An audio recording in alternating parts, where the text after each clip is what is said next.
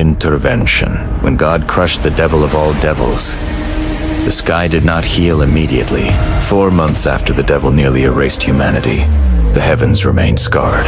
Oceans were darker than memory. Cities were skeletons. The air felt cautious, as if the planet had learned fear. The devil had not completely vanished.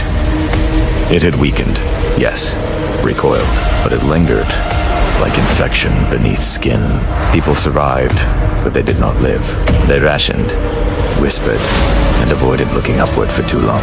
Because sometimes, the sky pulsed, not violently, just enough to remind humanity the cosmic predator still watched. The devil had fed on fear, and Earth provided an endless banquet. Wars, hatred, cruelty.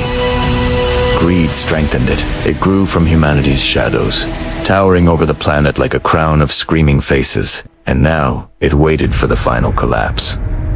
It did not rush. It whispered, twisting thoughts. It reminded people of betrayal, regret, and guilt. Communities fell apart as despair spread faster than plague. The devil understood. If humanity destroyed itself, divine intervention would not be necessary. It pushed gently. A rumor, a nightmare, panic in shelters, shadows flickering wrong at candlelight's edge. The devil didn't need spectacle. It needed erosion, and erosion was working. In an underground refuge beneath a collapsed church, the Hollow Lantern community struggled to remain human. They shared food equally. They spoke gently to children. They repaired what they could, and they refused to worship the devil. Among them was Eli, once a mechanic, now older, wise, and resilient. A man who had survived too long. He had seen cities drown when gravity bent wrong. He had seen shadows detach from people and strangle them. He had felt the devil inside his mind, like ice water poured behind his eyes. He no longer prayed the way he used to. He had asked for help before. Help had not come, but something inside him refused to kneel to the darkness. One night, as the community sat around a weak lantern flame, the ground trembled again. Dust fell. The children froze. Above them, faint and distant, came that familiar sound, layered voices pressed together, like billions whispering at once. The devil was stirring. Eli closed his eyes, and this time, instead of fear, he felt hunger, the clean kind. How long? He whispered under his breath. The lantern flickered, then unexpectedly, it brightened. Steadily, the air changed, subtly at first. Like the moment before rain, across the planet, others felt it too, in shattered cities, in deserts, in mountain shelters, in ships adrift at sea. A pressure in the atmosphere, not oppressive, protective. The sky pulsed again, but this pulse was different. It was answered. High above the scarred heavens, 3 points of light appeared. Not stars, not satellites.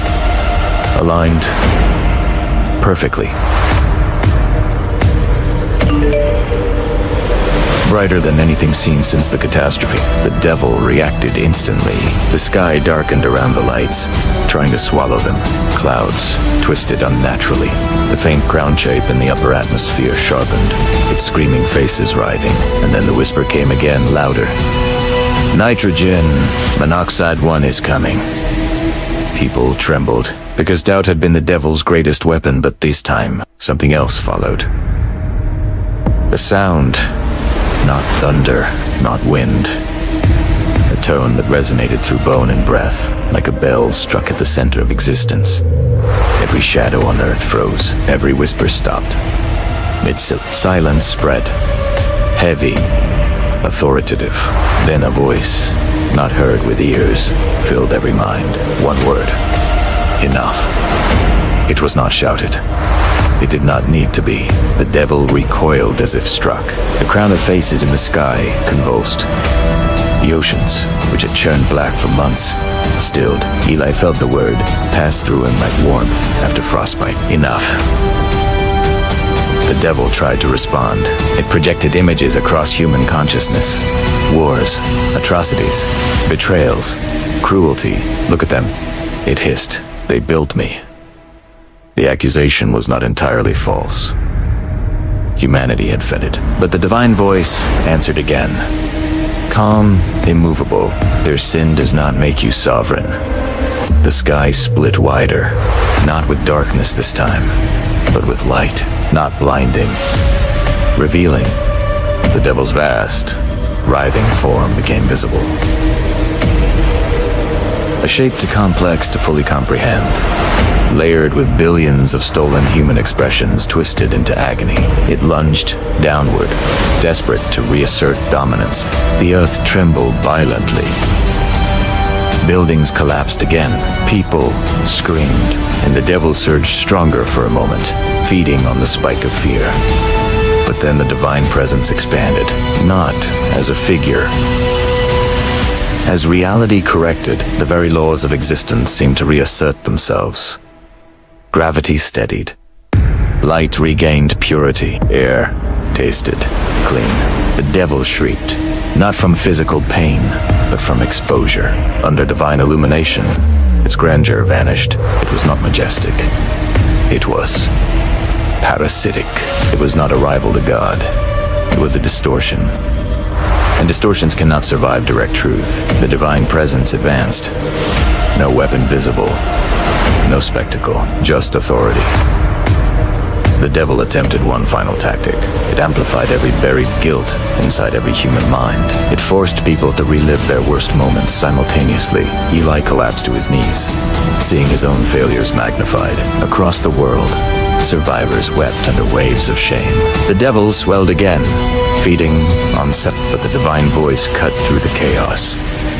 They are flawed. They are not yours. The shame dissolved, not erased. Released. The devil's crown began to unravel. One by one, the trapped faces detached, rising upward like freed sparks. The entity shrank, panicked.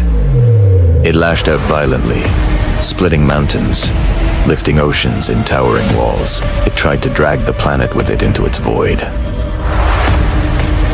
Then finally, judgment came, not explosive. Absolute. The divine presence compressed inward. Space around the devil folded. The entity twisted, contorting as if squeezed by invisible hands.